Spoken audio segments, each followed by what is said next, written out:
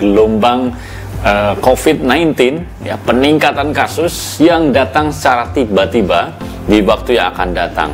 Karena memang melihat perkembangan saat ini dan biasanya puncaknya setelah mobilitas yang begitu tinggi.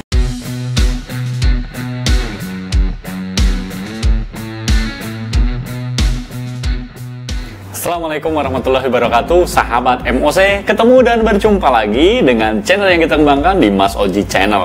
Langsung aja teman-teman semuanya, pasti teman-teman dalam kondisi yang terbaik saat ini.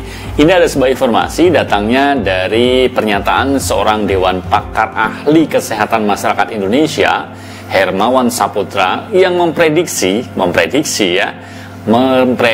bahwa Indonesia bakalan kena gelombang COVID-19, ya, peningkatan kasus yang datang secara tiba-tiba di waktu yang akan datang. Karena memang melihat perkembangan saat ini dan biasanya puncaknya setelah mobilitas yang begitu tinggi akibat adanya liburan panjang, Natal, Tahun Baru dan sebagainya. Nah, ini tentu menjadi kewaspadaan kita bersama. Informasi selengkapnya, yuk kita simak dalam tayangan informasi yang berikut ini.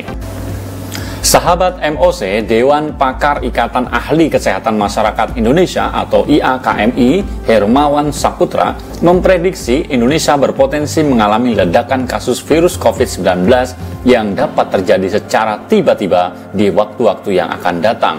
Hermawan menilai gambaran mobilitas warga yang saat ini sudah hampir kembali seperti keadaan pra-pandemi berpotensi besar menjadi akar penularan yang masif di lingkungan masyarakat. Apalagi menurutnya saat ini kebijakan pemerintah sudah tidak merepresentasikan lagi kampanye jaga jarak aman. Hemat kami akan ada suatu waktu yang sporadis, unpredictable. Bisa jadi karena kekhawatiran kami, kasus COVID-19 ini meledak tiba-tiba. Boleh jadi karena adanya mutasi virus baru yang kemudian adanya keramaian penularan semakin cepat, kata Hermawan pada Rabu 3 November. Apabila berkaca pada pengalaman lonjakan kasus-kasus sebelumnya yang terjadi pada libur panjang seperti Natal dan Tahun Baru, maka menurutnya tidak menutup peluang Indonesia bisa mengalami lonjakan kasus COVID-19 secara signifikan pada akhir 2021 atau bahkan awal 2022. Lonjakan kasus COVID-19 itu menurutnya berasal dari akumulasi mobilitas warga yang tak terbendung saat ini. Hermawan lantas mengingatkan kebijakan pemerintah terkini tidak berdasarkan saintifik dan mitigasi risiko ancaman. Misalnya, pemerintah terkini memangkas masa karantina bagi pelaku perjalanan internasional menjadi 3 kali 24 jam bagi yang baru menerima 1 dosis vaksin COVID-19. Kebijakan itu belum memandang pandemik sebagai sebuah resiko ancaman, lantaran pintu masuk merupakan akses pertama yang menjadi mutasi atau varian baru virus corona, mampu membuat ledakan kasus tak terduga, seperti apa yang terjadi pada bulan Juni dan Juli 2021 yang lalu akibat serangan varian Delta. Kita perlu mengingat kejadian di India itu sesuatu yang tidak diprediksi sebelumnya dan tiba-tiba, dan ini bisa saja terjadi kembali. Kemungkinan varian baru atau turunan-turunan varian Delta yang sudah membuat banyak negara kelabakan, kata Herman. Ya, itu tadi teman-teman semuanya, seorang dewan pakar. Ya, kalau sudah pakar atau ahli berbicara tentang prediksi yang seperti itu, gimana kita bisa komentar ya? Pastinya boleh jadi ada yang percaya, boleh jadi ada yang tidak.